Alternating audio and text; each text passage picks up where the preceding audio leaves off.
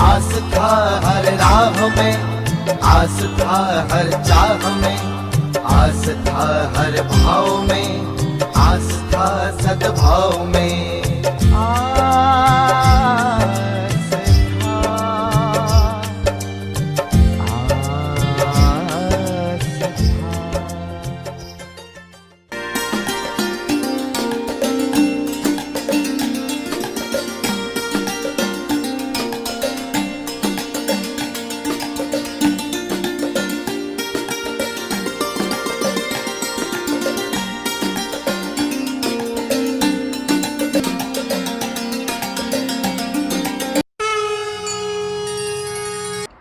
ॐ नारायणं नमस्कृत्य नरो चैव नरोत्तमं देवीं सरस्वतीं व्यासं ततो जयमुदीरयेत्।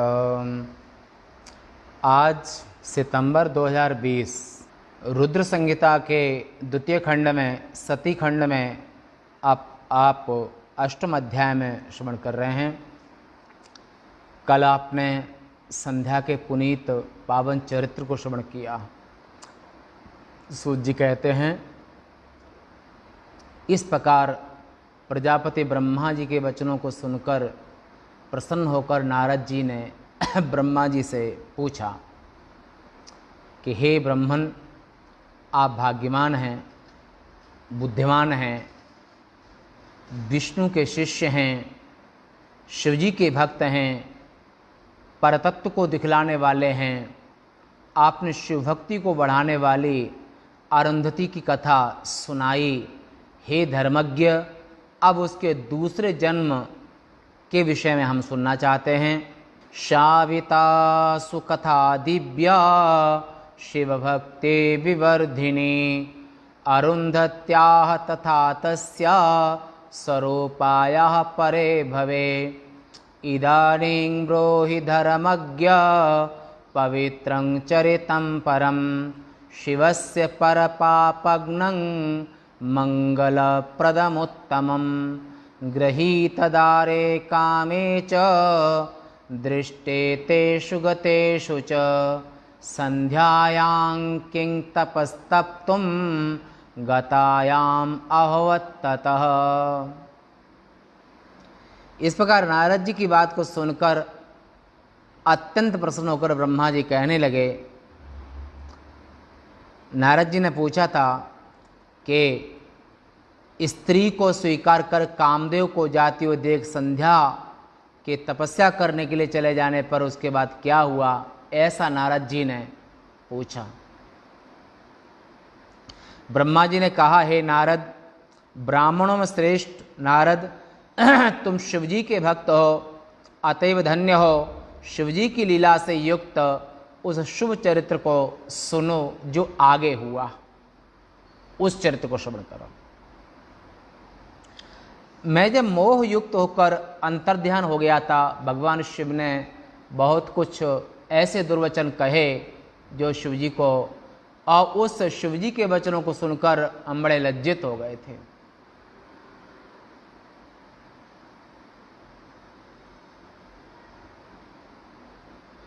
तो ऐसे शिवजी के वचन सुन करके ब्रह्मा जी बड़े लज्जित हो गए थे। जब संध्या पर काम मोहित हो गए थे तो ब्रह्मा जी उनसे शर्मा करके लज्जित होकर के वहीं पर अंतर्ध्यान हो गए। शिवजी की माया से मोहित होकर के बहुत दिनों तक सोचने के बाद हम शिवजी से ईर्ष्या करने लगे। ब्रह्मा जी ने कहा कि शिवजी के प्रति, शिवजी ने जो कठोर वचन बोले और उससे शिवजी के प्रति हमारी ईर्ष्या भाव हो गया। उस प्रसंग को मैं तुमसे कहता हूँ। तदनंतर मैं वहाँ गया जहाँ दक्ष प्रजापति और हमारे और भी पुत्र जहाँ पर मौजूद थे, उस जगह पर हम गए और वहाँ जाकर रति के सहित कामदेव को देखकर कुछ मदमत्त हो गया। नारद, शिव माया से मोहित होकर मैंने दक्ष आदि पुत्रों से कहा, हे दक्ष, हे मरीचि आदि पुत्रों, मेरी बात को सुनो। उसे सुनकर मेरे कष्ट को दूर करने का उपाय करो। महायोगी शिवजी ने स्त्री प्राप्ति की इच्छा वाले हमको देखकर बहुत ही धिक्कारा था। जब संध्या के प्रति संध्या को प्राप्त करने की इच्छा हुई थी तो शिवजी वहाँ प्रकट होकर के उन्होंने हमको बहुत धिक्कारा था। उससे अंदर में बहुत अपमान, बहुत पीड़ा हुई थी, पर शिवजी से कुछ कह नहीं सकते। तब से मैं उसी दुख से दुखी हूँ, कहीं मुझे सुख नहीं मिल रहा है। जिस प्रकार शिवजी भी स्त्री को स्वीकार कर लें, वह उपाय तुम सब मेरे पुत्र करो। जैसे वे पत्नी को स्वीकार कर लें, तभी मैं दुख से छूट पाऊंगा। शिवजी अगर पत्नी को स्वीकार नहीं करते हैं तो उस दुख से हमारी मुक्ति नहीं हो सकती है। इसलिए हे पुत्रों, अब ऐसा उपाय करो। कामदेव को भी कहा, दक्ष भी थे, कामदेव भी थे, मरीच आदिक उनके पुत्र थे, उनसे ये कहा कि ऐसा उपाय करो जिससे शिवजी जो अकेले रहते हैं ये अकेले न रहें, ये सपत्नीक हो जाएं। हे कामदेव, उन महादेव के, उन शिव के अंदर में अनुराग पैदा कर दो। ऐसा कामदेव को आज्ञा दी।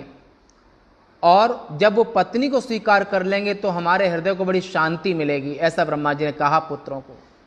यद्यपि मेरे विचार से मेरी यह इच्छा पूर्ण होना बड़ा कठिन है कि शिवजी के दिल में अनुराग, माने अनुराग पैदा करना, ये सामान्य बात नहीं है।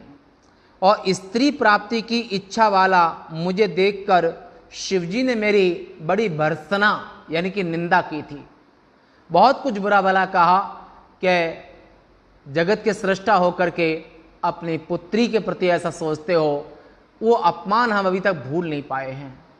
इसलिए मेरे पुत्रों, अब शिवजी के दिल में जाकर तुम लोग अनुराग पैदा करो, उनके दिल में स्त्री की चाहत पैदा करो और उनको सपत्नीक बना दो, यानी कि उनका पाणिग्रहण करने के लिए ऐसा उपाय करो जिससे महादेव शादीशुदा हो जाएं, उनके दिल में अनुराग पैदा हो जाए। अब वह मुनिजनों के सामने स्वयं स्त्री को कैसे स्वीकार करेंगे महादेव, जिन महादेव ने हमारी इतनी भर्त्सना की थी, आखिर वो सभी ऋषि मुनियों के सामने स्त्री को कैसे स्वीकार करेंगे। इसलिए महादेव के दिल में अनुराग पैदा करना ये तो हमको असंभव जैसा कठिन ही लग रहा है। फिर भी हे कामदेव, तुम जाओ और महादेव के दिल में जैसे अनुराग पैदा हो वो उपाय करो। तीनों लोकों में ऐसी कौन सी नारी होगी जो उनके मन में स्थान प्राप्त कर सकेगी, उनके मन से योग मार्ग को ठुकरा करके मोह उत्पन्न कर सकेगी। ऐसी संसार में आखिर कौन सी नारी होगी। कामदेव भी उन्हें मोहित करने में समर्थ नहीं हो पाएगा। मैं तो सदैव योग में मग्न रहते हैं, वे महादेव सदैव आत्मस्थ रहते हैं, आत्म स्थिति में ही रहते हैं। स्त्रियों के नाम को वो सहन नहीं कर सकते। बिना विवाह किए शिवजी के माध्यम सृष्टि को कैसे करेंगे, बिना विवाह के सृष्टि भी कैसे हो सकेगी, क्योंकि उनके कथनानुसार उसे दूसरा कोई कर नहीं सकता है। संसार में कुछ महासुर मेरे द्वारा, कुछ विष्णु के द्वारा, कुछ शिवजी के द्वारा, शिवजी के उपाय से मारे जा चुके हैं, मारे जा सकेंगे आगे भी। सदैव वैराग से युक्त और संसार से विमुख शिवजी इसके अतिरिक्त दूसरा कार्य नहीं करेंगे, इसमें कोई संदेह नहीं है। इसलिए शिव के अंदर में अनुराग पैदा करना ये बड़ा ही दुष्कर कार्य लगता है। ऐसा ब्रह्मा जी ने मन में संदेह पैदा किया, मन में सोचा। दक्ष प्रजापति आदि अपने पुत्रों से ऐसा कहकर रति के साथ कामदेव को वहां आया हुआ देखकर मैंने आनंद पूर्वक उनसे कहा, ब्रह्मा जी ने कामदेव को कहा कि हे पुत्र, मेरे पुत्रों में तुम श्रेष्ठ हो। हे कामदेव, तुम मेरे पुत्रों में श्रेष्ठ हो, तुम सबको सुख देने वाले हो, पितृवत्सल हो, पितृभक्त हो। अपनी पत्नी के साथ मेरी बात को सुनो। हे काम, इस पत्नी को पाकर तुम शोभित हो, तुम्हारे जैसे पति को पाकर यह तुम्हारी पत्नी रति शोभित होती है।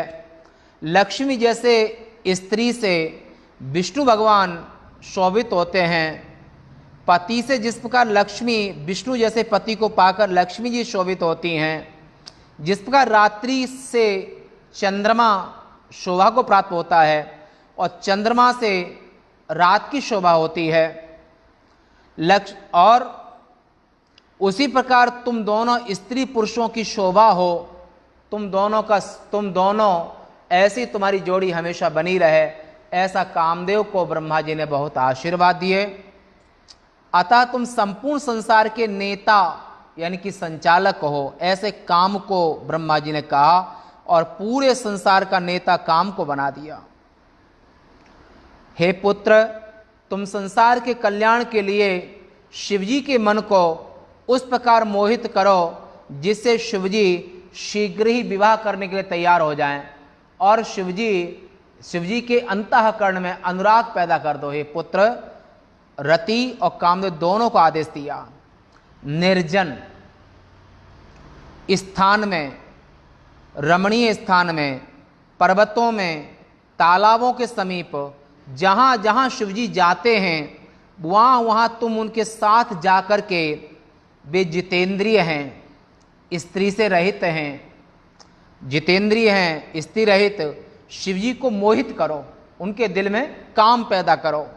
तुम्हारे अतिरिक्त इन्हें मोहित करने वाला ही काम और रति दूसरा कोई भी नहीं है। कामदेव, जब शिवजी अनुराग से युक्त हो जाएंगे तब तुम्हारे शाप की भी शांति हो जाएगी।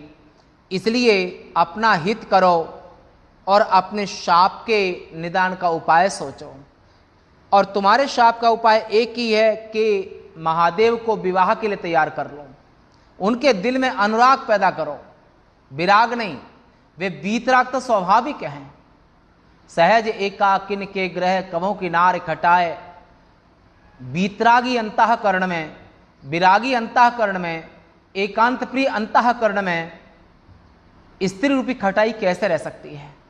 इसलिए महादेव का दिल स्वाभाविक ही वीतराग है, वे स्वभाव से ही विराग है उनमें, तो उनके दिल में अनुराग पैदा करो। असंभव जैसा कार्य है, पर यही करने पर तुम्हारे शाप का विमोचन इसी काम से होगा।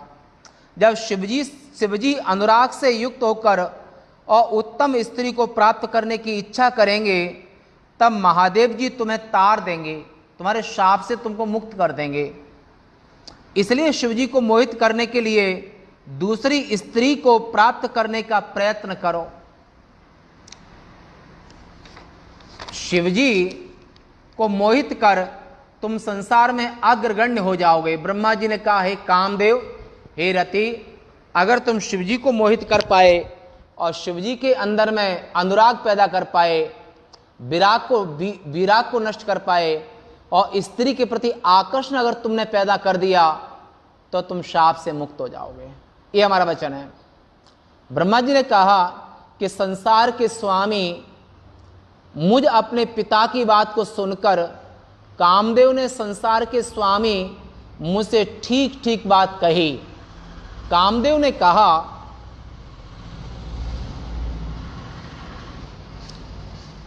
करिष्येऽहं तद्विभो वचनात् शंभु मोहनम किं तु योषित ममाशस्त्रं,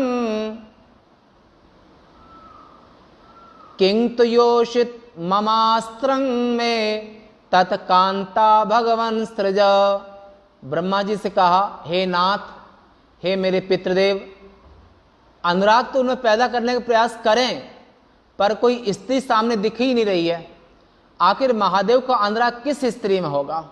तो स्त्री तो होना चाहिए। मया सम्मोहिते शंभौ यया तस्याश्च मोहनम कर्तव्य मधुना धातस्तत्रोपायं परं कुरु। तब ब्रह्मा जी ने कहा, हे काम, ब्रह्मा जी से कामदेव ने कहा कि आप पहले स्त्री की व्यवस्था तो करें कि आखिर शिवजी के लिए किस स्त्री को आपने नियुक्त किया है। तब ब्रह्मा जी ने कहा, कामदेव के ऐसा कहने पर दक्ष प्रजापति के साथ में ब्रह्मा इस चिंता में पड़ गए कि किससे शिवजी का सम्मोहन किया जाए, क्योंकि संसार में जो जोड़े होते हैं, माता पिता प्रयास अवश्य करते हैं, पर माता पिता कभी किसी को जोड़े में बांध नहीं सकते हैं।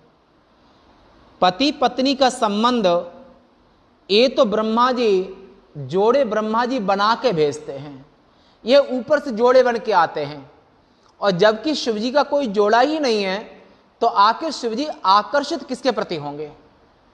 सिया राम युग युग के साथे। जब जानकी जी को वाटिका में देखा तो राम जी के दिल में हजारों लाखों वर्ष पुराना युग युग का जो प्रेम लक्ष्मी जी के प्रति है, वो प्रेम अंतःकरण में जागृत हो गया। क्योंकि लक्ष्मी और नारायण ये युग युग के साथी हैं, शिव और शिवा ये युग युग के साथी हैं। और पूर्व जन्म में जो अंतःकरण जिसे आकर्षित होता है, अगर तुम्हारा पूर्व जन्म का प्रेम है तो उस भले ही शरीर कोई भी हो, पशु योनि में हो, पक्षी योनि में हो, स्त्री योनि में, पुरुष योनि में, देवता योनि में, ऋषि मुनियों की योनि में, कहीं पर भी अगर पूर्व जन्म का अंतःकरण तुम्हारा प्रेमी है तो उसमें तुम्हारे यहाँ पर उसके प्रति आकर्षण स्वाभाविक होगा। क्योंकि अंतःकरण तो वही है, केवल बॉडी चेंज होती है। ऐसे ही लक्ष्मी और नारायण ये युग युग के साथी, ये हर युग में जब प्रभु यहाँ पर अवतार लेते हैं तो लक्ष्मी जी इस धरा पर आती हैं, और जब लक्ष्मी जी आती हैं तो नारायण भी उस धरा पर जरूर जाते हैं। ऐसे ही जोड़े, ये सनातन जो जोड़े हैं, ये तो भगवान ब्रह्मा की सृष्टि में भगवान ब्रह्मा ही जोड़े बना के भेजते हैं। तो कामदेव ने कहा आखिर भगवान महादेव किसके प्रति आकर्षित होंगे, उनके लिए कौन सी स्त्री आपने नियुक्त की है? तो कामदेव के ऐसा कहने पर दक्ष प्रजापति के साथ ब्रह्मा जी इस चिंता में पड़ गए कि किससे शिव जी का सम्मोहन किया जाए, कौन सी स्त्री ऐसी होगी जो शिव जी के दिल को आकर्षित कर सके। क्योंकि पूर्व जन्मों का अगर आकर्षण नहीं है तो इस जन्म में भी कोई किसी में आकर्षण पैदा नहीं कर सकता है। संसार के भोग भोगना ये अलग बात है, पर प्रेम होना अलग बात है। और प्रेम तीन तरह का होता है। बड़ों में जो प्रेम होता है उसे श्रद्धा कहते हैं। माता पिता, गुरु, वेद, श्रुति, स्मृति, देवता, इनमें जो प्रेम होता है उसका नाम श्रद्धा है, बड़ों में प्रेम। और प्रेमी प्रेमिका का प्रेम, पति पत्नी का प्रेम, ये जो बराबर का प्रेम होता है इसको प्रेम कहते हैं। आकर्षण, स्त्री का पुरुष के प्रति और पुरुष का स्त्री के प्रति जो आकर्षण है ये नेचुरल है। प्रकृति पुरुष का ये सामान्य है, ये नेचुरल है, ये होता ही है सामान्य, स्त्री का पुरुष के प्रति और पुरुष का स्त्री के प्रति। पर आकर्षण और बराबर में जो आकर्षण प्रेम है उसे प्रेम कहते हैं। छोटे बच्चों में जो प्रेम होता है, गाय के बछड़े में, भैंस के बछड़े में, सूअर के बछड़े में, मनुष्य के बच्चे में जो प्रेम होता है छोटे बच्चों में, उसको वात्सल्य कहते हैं। बड़ों में श्रद्धा, बराबर में प्रेम, और छोटों के प्रति जो प्यार है उसका नाम वात्सल्य है। कीड़े मकोड़े, कुत्ते, बिल्ली, ये सामान्य जड़ चेतन और कभी पौधों से भी प्रेम हो जाता है, लता गुल्म से भी प्रेम होता है। तो वहां पर वो प्रेम प्रेम नहीं, वो प्रेम वो वात्सल्य होता है। छोटों के प्रति बराबर में प्रेम होता है। तो आखिर महादेव के लिए, महादेव के सम्मोहन के लिए कौन सी स्त्री बनी? तो इस प्रकार चिंता युक्त मेरे श्वास से पुष्प समूह से सुशोभित बसंत की उत्पत्ति हुई। जब महादेव के लिए हम किसी स्त्री की कामना करने लगे तो उस समय पर मेरे श्वास से बसंत ऋतु उत्पन्न हुई। ऐसा नारद जी से ब्रह्मा जी बोल रहे हैं कि हमारे श्वास से ऐसा जब कामदेव ने कहा, हमने चिंतन किया मन से, बसंत ऋतु की उत्पत्ति हुई। विकसित रक्त कमल के सदृश कांति, खिले हुए कमल के समान नेत्र बसंत पुरुष के, ये पुरुष है, ऋतु है। सायंकाल उदय हुए संपूर्ण चंद्र के समान मुखमंडल, सुंदर नासिका वाला, सींग के समान चरणों में आवृत, काले घुंघराले बाल, सायंकाल उदय हुए चंद्र के सदृश कुंडलों से शोभित वो बसंत। मदमत्त हाथी किसी गति वाला मतलब हाथी की चाल के समान बसंत ऋतु की चाल है। मोटी तथा चौड़ी जंघाएं उस पुरुष की हैं, बसंत ऋतु की। ऊंचे कंधों वाला, शंख के समान गला वाला, चौड़ी छाती वाला, सामने का भाग उठा हुआ छाती का, सर्वांग सुंदर, श्याम वर्ण वाला, सभी लक्षणों से युक्त, सभी में अधिक देखने योग्य, सबको मोहित करने तक कामदेव को बढ़ाने वाला वो बसंत की उत्पत्ति हुई। बसंतपुर सामने उस पुरुष की सृष्टि हुई। इस प्रकार फूलों को पैदा करने वाले बसंत के पैदा हो जाने पर सुगंधित वायु चलने लगी। शीतल मंद सुगंध बह बारी, काम कृशान बढ़ा बनहारी। हर अंतःकरण में काम रूपी अग्नि को बढ़ाने वाली जैसी बसंत की सृष्टि हुई और स्त्री पुरुष के अंतःकरण में काम स्वभाव से ही बढ़ने लगा, तो ऐसे बसंत की सृष्टि की। तब सुगंधित वायु चलने लगी, वृक्षों में फूल उगाए, नए नए कोपले आ गए और वृक्षों में फूल आ गए। सैकड़ों कोयलों की सृष्टि हुई। कोयलें कूहू कोहू आवाज करने लगी, पंचम स्वर में कोयलें बोलने लगीं और झींगे खिले हुए कमलों से सुशोभित हो गईं। झींगे भी उत्पन्न हो गए। झीलें, ओम पुनः सुनिए, सैकड़ों कोयलें पंचम स्वर में बोलने लगी। झीलें, झीलें माने सरोवर माने भरे हुए, जिस केदारनाथ के ऊपर झील है, जो स्वर्गारोहणी में झील है, पहाड़ों में भी झील है, सरोवर जिसे कहते हैं, ऐसी झीलें बन गईं और झीलों में कमल खिलने लगे। झीलें खिले हुए कमलों से शोभित हो गईं, जल स्वच्छ हो गया बसंत के उत्पन्न होने मात्र से। इस प्रकार के बसंत को उत्पन्न हुआ देखकर ब्रह्मा जी ने कामदेव से मधुर वचनों से कहा, हे कामदेव के सदृश यह बसंत सदा कामदेव का दोस्त रहेगा, साथी रहेगा। और उस बसंत को कामदेव को सुपुर्द कर दिया। हे बसंत, तुम कामदेव के सहचर बनो, कामदेव के मित्र बनो, और ये जब भी कामदेव को आवश्यकता हो उस समय पर तुम वहां पर अपने पूर्ण हमेशा यौवन तुम्हारा बना रहेगा। तुम्हारे लिए ईश्वर सब सहायता करेगा। जिस प्रकार अग्नि का मित्र वायु सर्वत्र उसकी सहायता करता है, उसी प्रकार से यह मित्र यानी कि बसंत, हे कामदेव, ये बसंत तुम्हारा घनिष्ठ मित्र है, ये तुम्हारी हमेशा हर पल सहायता करेगा। ऐसा ब्रह्मा जी ने अपने पुत्र कामदेव के साथ में उसके मित्र बसंत की सृष्टि की और बसंत को कामदेव का घनिष्ठ मित्र बना दिया और उसके हाथ में सौंप दिया कि कामदेव जब याद करें तब बसंत वहां पर उपस्थित हो जाएगा।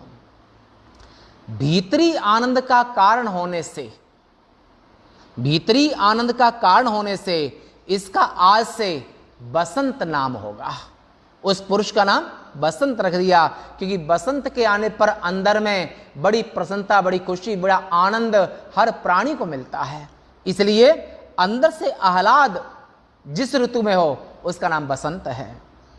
यह तुम्हारा अनुगमन तथा संसार का मनोरंजन करेगा। कामदेव से कहा ये तुम्हारा अनुगमन करेगा और संसार का मनोरंजन करेगा बसंत। इस बसंत का श्रृंगार मलयानिल, अनिल माने वायु, ये जो चंदन से स्पर्श करके वायु आती है, ये इसका मित्र है, ये इसका दोस्त है। और इस बसंत का श्रृंगार मलय अनिल है, और तुम्हारे साथ इसकी मित्रता हो, यह तुम्हारे वश में रहे। कामदेव से कहा ये तुम्हारे हमेशा वश में रहेगा। तुम्हारे वश में रहने का अर्थ है कि आज्ञा समन सुसाहिब सेवा, किसी के अनुचर होकर रहना, किसी के बस में रहना, किसी से प्रेम निभाना, उसका अर्थ होता है कि उसकी आज्ञा का कभी उल्लंघन न करना। आज्ञा सम न सुसाहिब सेवा, मालिक की सेवा आज्ञा से बड़ी कोई सेवा नहीं होती है। ऐसे ब्रह्मा जी ने कामदेव से कहा और बसंत से ये बात कही, ए बसंत तुम कामदेव के अनुचर हो, तुम कभी कामदेव की आज्ञा का उल्लंघन मत करना। ऐसे बसंत को आदेश ब्रह्मदेव ने दिया। रति द्वारा प्रयुक्त उनकी पत्नी माने कामदेव की पत्नी। आपने पहले भी सुना है कि स्त्री और पुरुष संसार में ऐसे ही हैं जैसे चना के दो दल। तो रति कामदेव का आधा शरीर है, रति का कामदेव आधा शरीर है। ये दोनों मिलके ही पूर्ण होते हैं।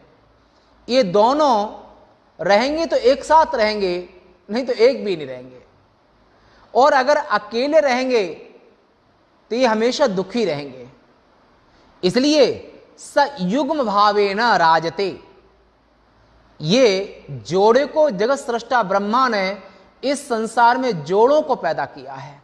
ऐसे रति कामदेव की जोड़ी है, बसंत कामदेव का अनुचर बसंत है।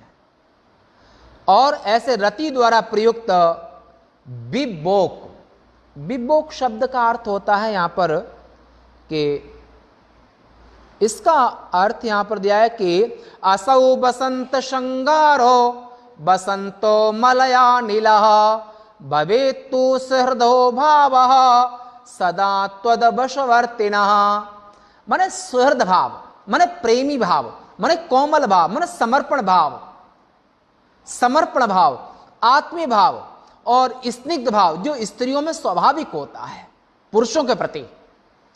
और जिस भाव से, जिस रति क्रीड़ा से, जिस प्रेम से वो पुरुषों को बस में करती हैं, ऐसा रति के अंदर में प्रयुक्त विबोक आदि हाव भाव माने क्रियाएं, माने चेष्टाएं, हाव भाव। और रति के अंदर माने 64 कलाएं, विबोक और ये हाव भाव और 64 कलाएं ये नारियों में स्वभाव से होती हैं। ये ब्रह्मा जी ने पुरुषों को बस में करने के लिए, पुरुषों को पूर्णता देने के लिए और पुरुषों को संपूर्णता देने के लिए स्त्रियों के अंतःकरण में 64 कलाएं, हाव भाव ये ब्रह्मा जी ने ये स्वभाव से ही दे रखे हैं। तो रति के अंदर में ये बिब्बो का आदि हाव भाव, 64 कलाएं मित्र की भांति तुम्हें प्रसन्न करें। हे काम, तुम अपने सहचर बसंत और रति के साथ पूर्ण परिश्रम करके महादेव जी को मोहित करो। महादेव को मोहित करने के लिए ब्रह्मा जी ने क्या क्या नहीं ब्रह्मा जी करना पड़ा। हे पुत्र काम, मैं उस कामनी को प्राप्त करने का प्रयत्न करता हूं जो शिवजी को मोहित कर लेगी। शिवजी के लिए जो मोहित करने वाली स्त्री होगी, अब हम उसकी व्यवस्था करते हैं जो शिवजी को मोहित कर लेगी। ब्रह्मा जी ने कहा, इस प्रकार मेरे कहने पर प्रसन्न होकर कामदेव ने अपनी पत्नी के साथ मेरे चरणों को प्रणाम किया और दक्ष प्रजापति आदि मेरे मानस पुत्रों को प्रणाम करके परमात्मा शिवजी जहां पर गए थे वहीं कामदेव भी उनके पीछे चला गया अपने पिता की आज्ञा मान करके। आज यहीं तक, शेष वार्ता कल। पूर्णमदः पूर्णमिदं पूर्णात् पूर्णमुदच्यते पूर्णस्य पूर्णमादाय पूर्णमेवावशिष्यते। ओम शांति शांति शांति। शंकरं शंकराचार्यं केशवं बादरायणं सूत्रभाष्य कृतौ वन्दे भगवन्तौ पुनः पुनः। ईश्वरो गुरुरात्मेति मूर्तिभेद विभागिने व्योमवद्व्याप्तदेहाय दक्षिणामूर्तये नमः। ओम शांति शांति शांति। श्री महाकाल महाराज के जय, श्री वेदव्यास जी महाराज के।